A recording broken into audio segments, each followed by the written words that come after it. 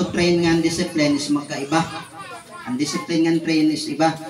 Ang pag-training, awan disiplina, anhay masunod han pag-training.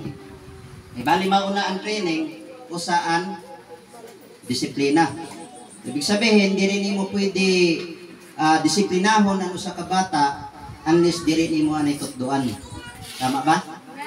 Eh, sometimes napapasal ang nahunahang bata na imula dahil niyaging bubusaan, imula dahil niyaging lalamba na di rin mo susumatan kung ano ang iya sayop.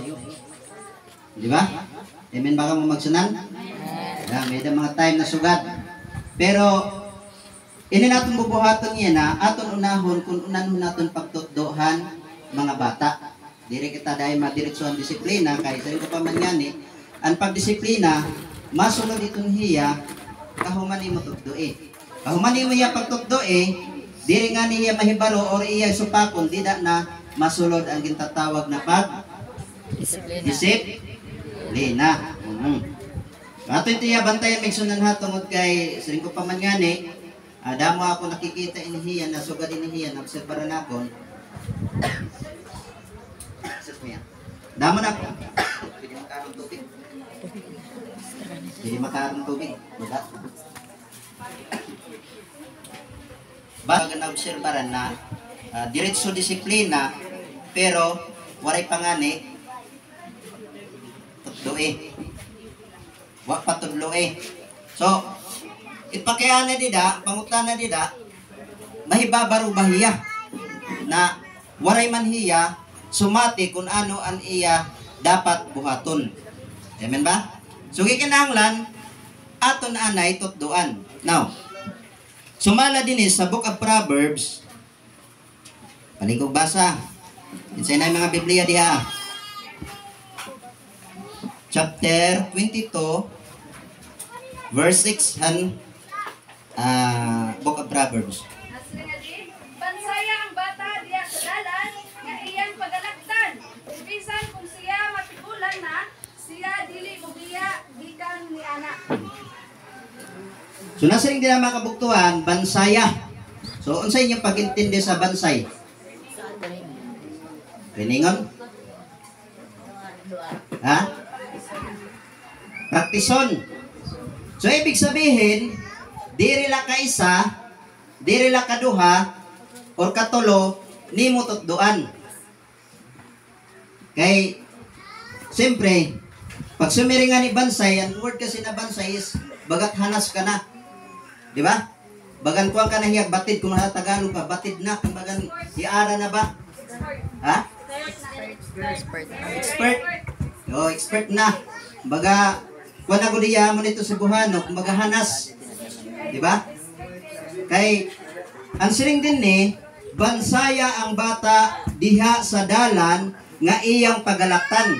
So hinuman ang ginsisigan nini o kinsa man ang gistoryahan nini. Ha? Mga nanay or mga ginikanan. So, sometimes mentionan ang sayop gihapon sa mga ginikanan is ang responsibilidad ang pagtutdo is gingkakadalahan nanay. Ang mga tatay, liwat kay ang mga tatay, anisip ang mga tatay na waray hira time kay ato hirahan mga pagpakabuhi. Pero din niya Biblia migsunan, waray din specific good kung hinugod ang nakatukay ito niya. Ako lang nahibabaruan, ako lang nasabta na parehos obligasyon sa mga ginikanan. Kay usahay na daghan man ni may tabuan na, ako nabatian, ako nakita na magpabadlungan ni ang bata, maingon ra ang ginikanan, unya lang kay sumbong ta ka sa imong amahan. Di ba? Usahay ginhimo na panghadlok ang tatay. Kaya ang tatay, disiplina nga ni, lamba ko dito lamba.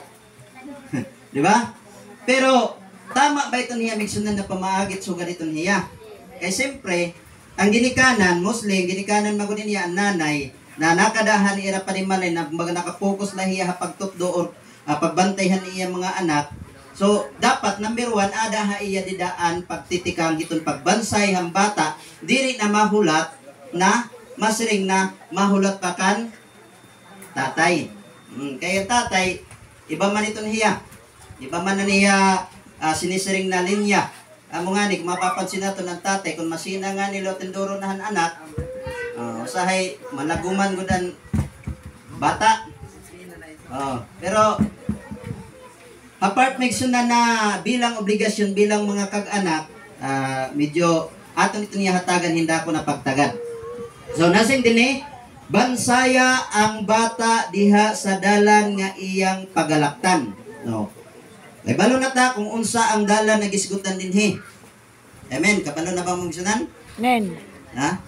Bansaya ang bata, ibig sabihin utrohon nakon diri la kaisa, diri la kaduha, kun diri consistent ini siya sa pagtudlo, sa pagbansay sa bata, kutob na mahibalo siya. Kaysa ako nabatian mig sunan o ako naobserbaran, mahilig man ko talaga ako mag-observe. Usahay sa diha na magbadlong na siya sa iyang kuan or diri hiya mamati ang bata, tapos istoryahan ang kag-anak, masing nito ng kag-anak, kay maaram naman ito niya, ginistoryahan naman ito niya. Sugad ba? Ano tiyo opinion nito niya, sugad ito na klase na pagbansay? Ha? Okay, kabalo naman na, gitudluan naman na. Nguna na ba? Tama ba ito para hayo ng mga kag-anak? Ha? No, yaman. Kasi ang pagiging ginikanan, akong pagsabot lang, ambot lang sa inyo, pero sa akong pagintindi, samtang may kita kusog, may kita kinabuhi, di gid matapos ang atong responsibilidad. Amen. Amen ba? Amen. Dili kay ingon nato na humana ka nagtudlo or mga pira ka panahon nagtudlo ka, nagbansay ka tapos wala maminaw, musurrender na dayon. No, diri may sunan. Na o bisan kung siya matigulang na, dili siya mubiya gikan ni anak. So ibig sabihin dako kahimuan ang pagtudlo, ang pagbansay sa mga kabataan sa diha na bata pa, kay sa diha na mudako siya, matud pa dinhi dili siya mubiya gikan ni anak. So tama ang kuplungano no panultihon nagiingon na ang bata may tutuwid mo na parang kandila, pero kapag tumanda, kung ituwid mo, masisira.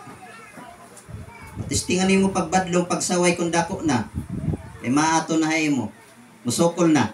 Pero kung bata pa, mabansay nga nini mo siya, na mga ginikanan din, nasiplat pa lang sa iyang anak, sit-sit pa lang, matik na. Kaya naman, nabansay man. Di ba?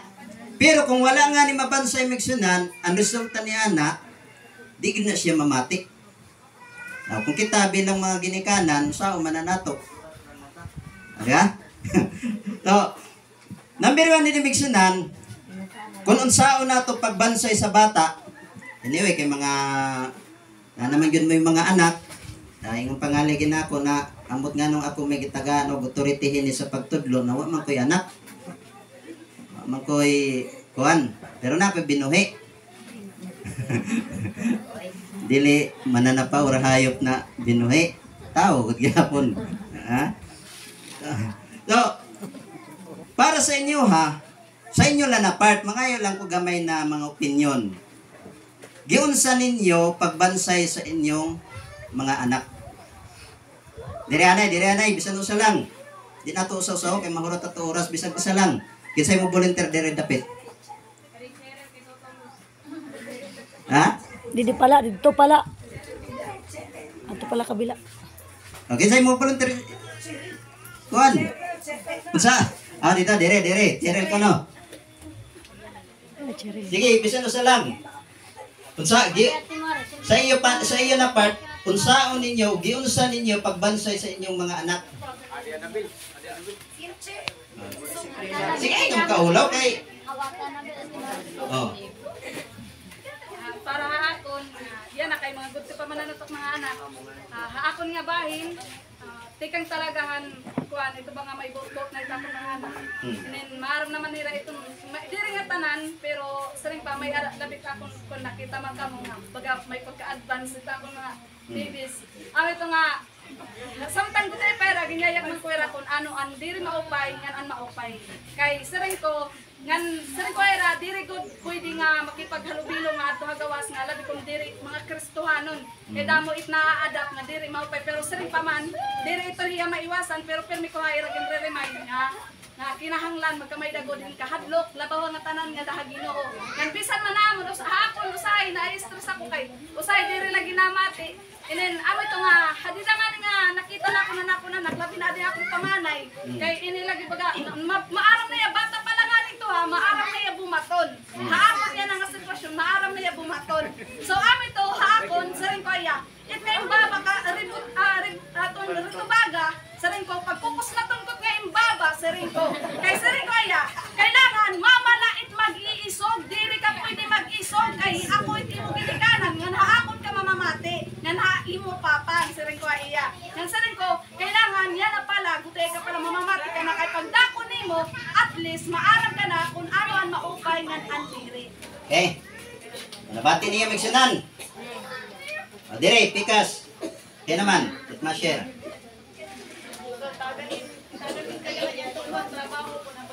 Oh, taganhin kanya-kanya na or assignment hakada balay.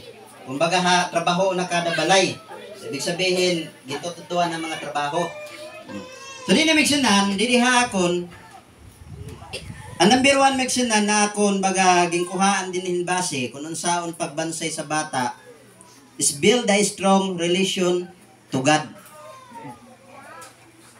So tama itong kanina siring ni Sister Cheryl na bata pa, imo gud tutduan ang bata na may daya kahadlok sa Dios.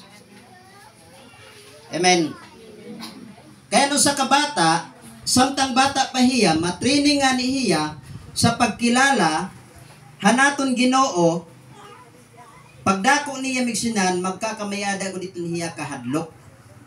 Ug hadida na magkamayada nga niya kahadlok, bisan hiya asa, bisag di na ka magsunod-sunod, matod pa sa atong gibasa, di gyud siya mobulag anak. Kayang iyang kahadlok, tuas sa Ginoo, wala sa imuha. Ang problema, kung ang ginikanan, grabe na magbansay, grabe na magdisiplina sa iyang anak, ang kahadlok, naa sa ginikanan. Mauna, sa diha na ang bata gani, naa gani ang ginikanan, murag di makabasag og pinggan. Pero pag wala nga ng ginikanan, tuwa nga ni sa gawas, wild. Nga naman, kaya ang iyang kahadlok, ang iyang pagrespeto, naara sa ginikanan, wala sa Dios. Pero kanong ang usa ka bata, aduna nga ni si gitawag na insakto na foundation sa iyang pagkilala sa atong Ginoo, bisag asa siya, di gyud na niya malimtan. Kaya nahadlok man siya sa atong Ginoo. So number 1 diha migsunan is build a strong relation to God. Number 1 na siya pagtudlo sa bata. Foundation na sa pamilya. Kay sa tanan nato na kinabuhit sa either ulitaw, daraga, or may na mga pamilya, kinahanglan na natong foundation sa atong kinabuhi ang atong Ginoo.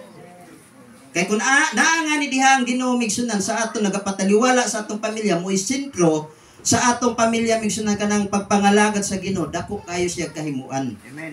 Kay nga naman migsunan tungod kay naa diha ang panalangin sa atong Ginoo. Di ba? Og naa diha ang tinuod na kalipay, og naa diha migsunan ang gintawag na paggiya, pagtudlo, kabalo na taan na migsunan, basta naa gyud ang atong Ginoo. So build a strong relation to God. Maghimo kita ang mga bata kay di pa man na sila kabalo.